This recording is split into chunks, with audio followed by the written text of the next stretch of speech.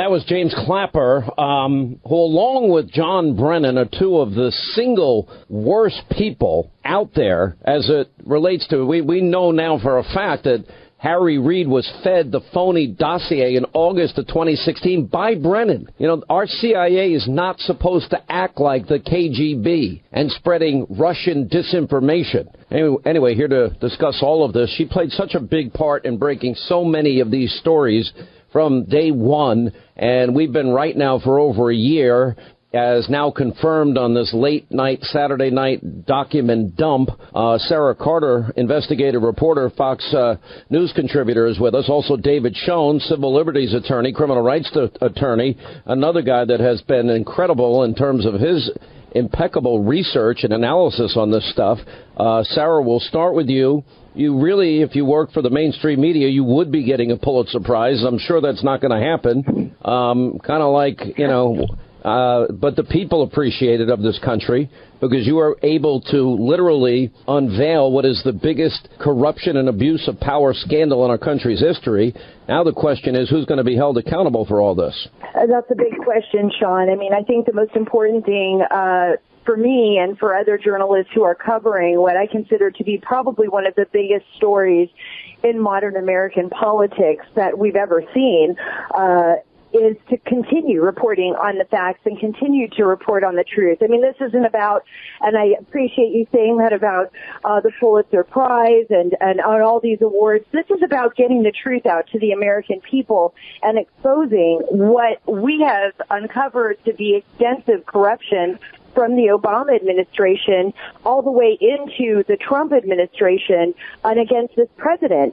And, you know, it's so stunning to me that James Clapper, John Brennan, who's former head of the CIA, you know, would even be shocked that the president would want to revoke their clearances. I mean, all you have to do is look back at one of the last Twitter tweets that Brennan put out on Donald Trump.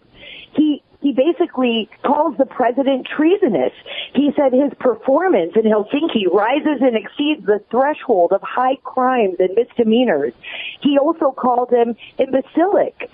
Here's a man who has access to finished raw intelligence, you know, and has definitely is a notable person across the globe. I mean, people know who Brennan is, and he is working against this administration. Why should this administration allow someone who is basically bordering sedition against the president of the United States to have access to intelligence? And not only that, he's working for, you know, he's working as for MSNBC as a pundit, and Clapper's working for CNN, and Clapper, on the other hand, was the same person who was outed in the House Intelligence Committee's Russia report for leaking information to CNN about the briefing that was held to both then President-elect Trump and President Obama about a dossier that was unverified and salacious. And he leaked that information and held that briefing specifically, if you look at the evidence, so that it would be leaked to the media. These guys should have, based on everyone I have spoken to, even former officials within the intelligence community, should have their clearances revoked. It's pretty unbelievable. As an attorney, David Schoen, what laws are violated if you lie to a FISA court? What laws are violated if you put the fix in for an investigation to a favored friend or candidate? At what point are the laws going to be followed here, and are people going to pay the real consequences? Because if I did any of the things that Hillary Clinton did, or anybody listening to this program did any of the things she did, we'd be in jail. If I did any such thing and lie on such a monumental level to get a warrant on another American citizen to impact the presidential election, I would be in jail. And as great an attorney as you are, I don't think you could get me out of that jail. Well, listen, first of all, as you know, these applications are submitted as sworn applications. So there's certainly perjury, and the lies are important. The omissions might be just as important. And by the way, besides all of the laws being broken, the specific rules of the FISA court, Rule 13, requires the government immediately to advise the court in writing if it's aware of any misstatement or omission in any application. So by the time we get up to the fourth renewal, they certainly know about the misstatements and the omissions. And secondly, Rule 13 specifically requires the government to advise the court immediately in writing if any of its orders or authority are being implemented in a way not in compliance with what the court authorized. So and again, the process is so scary because it's ex parte and it's the greatest intrusion. As you may know, the Wall Street Journal today has an article calling for the abolishment of the FISA court. If I can, I just want to piggyback on something Sarah Carter said earlier. Brilliant, as always. She's exactly right. And the idea that Clapper says it's an abuse of the system for the president to strip the security clearance process is nonsense. It's a use of the system and the appropriate use. Forget it, put politics aside. These two were incompetent. No other administration would hire them for these positions. Remember, Clapper is the one who removed Iran and Hezbollah from the terror threat list, and Brennan is the one who tried to put us in bed with Hezbollah, saying they were the moderates in the Middle East. They were incompetent, and now they're speaking in terms of treason and all that. They've politicized the process, and put Susan Rice in that category also. We don't want people like this walking around with security clearance type information. That's it. And it's the president's prerogative. Nobody used executive authority to a greater extent than President Obama in modern times.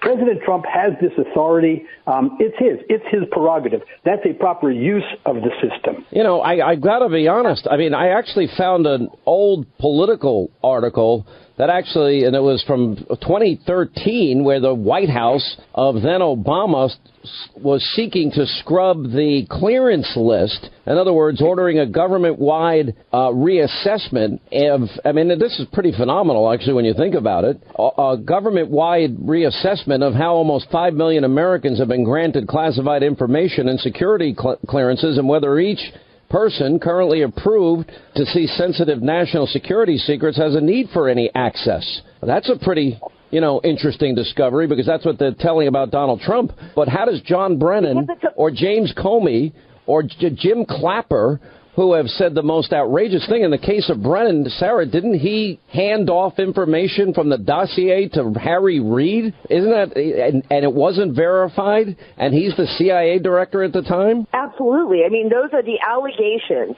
now circulating in Washington, and evidence that we've been able to see ourselves and gather from sources. I mean, this is about a person that was actively working to unseat, and it is actively working currently to unseat a president of the United States. These are people that, I mean, when you call President Trump treasonous, treason is a crime that is punishable by death. But I want you to focus on this. The CIA director is acting like he's the KGB. He's handing literally Russian lies over to the opposition so that they can spread disinformation and affect an election. That is not what our CIA is supposed to be used for. That is an abuse of power. But on top of that, then we've got the legal side of all of this, lying to FISA court judges. Then we've got the, illegal activities of Hillary. Then you've got people using their power to literally put the fix in so she would get considerations that no American would get. At what point are people that broke the law in all of this being held accountable? Well, what is the Department of Justice doing? No, what is the Department of Justice? Well, I said last night, Jeff Sessions, your country needs you. Where are you? Where is Jeff Sessions in all of this? He's speaking to school kids today? High school? Yes, he was talking to high school students. And they started chanting, "Lock her up." They're smarter than him. Well, I mean, because he's not doing his job. And I've always liked Jeff Sessions. I really have. I always thought he was a good man. He seems paralyzed in his office, incapable of holding these people accountable. If somebody lies to a FISA judge purposefully and the law demands it's verified and they don't follow the law, and they then use the courts to get warrants to spy on American citizens, well, where is the Fourth Amendment protection of everybody involved here. Right. And with all due respect, you have the fox guarding the chicken coop, or the hen house, Vince Rod Rosenstein. As we know now unequivocally that he signed off on renewal applications. And listen, by the way, part of the thing, besides just the direct lies and the omissions, that's a problem here, because there's no third party, there's no advocacy system here testing these warrant applications. They make claims in the applications that Steele or whoever was credible and reliable in the past, but there's no demonstration of examples to show that reliability, at least that we've seen. Reliability or credibility on the past occasions. There are representations made to the court that we now know, of course, are not true. And the court relied on those things. So where's the correction? Since we now know that these things aren't true and that other things were omitted. You can cite to this footnote that the Democratic members of certain committees seem to be citing to now to say, well, it was really disclosed. But even if you read the footnotes, the full information wasn't disclosed, and it was colored. And the true color and tone of what was really going on was not revealed in that footnote. We'll take a break. More with Sarah Carter, more with David Schoen. All right, as we continue with Sarah Carter and David Schoen. All right, so what is the next step here? We've all been saying that the president, Sarah, needs to go out and unredact this information and demand that the DOJ hand over everything. There seems to be a reluctance among the president's attorneys to do that. Why?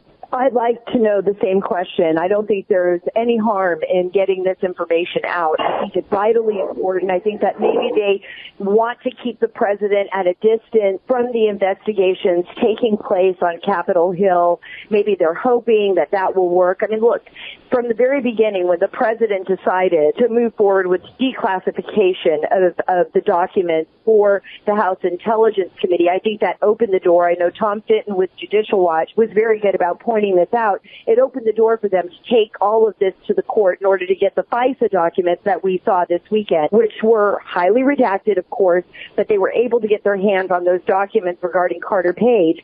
And so I think at this point in time, the only thing left is to get the full truth out to the American public. This back and forth does nothing good but harm the country. It harms our ability to move forward as one nation. We are so divided right now. The most important thing, regardless of what that truth is to get the truth out. And the only way the American people are going to find some rest from this is to understand what that truth is. And that truth is in those documents. It's in the documents that they've been withholding. The DOJ has been fighting so deliberately hard to not turn over. It's in the FISA documents that are still redacted, that the president needs to declassify. And the only person that can do this right now, Sean, is President Trump. He has the authority to do that. We know that those documents are going to reveal a lot. Some of the members of Congress have already had an opportunity to see them, but they really need those 19 pages to go public. All right, we're going to have to let it go there. Thank you both for the great work you've done. Sarah Carter, you've been amazing. And we have a lot more ground to cover. We're only at about 17% of what's coming. I mean, this is going to get even bigger. And there are going to be people going to jail. And I will devote every hour of my life to make sure there's justice in this case, because it is destroying the country, our constitutional republic. It's shredding the rule of law. There's no equal application under the law. And if we don't fix it, that means we're no better than Venezuela or the former Soviet Union.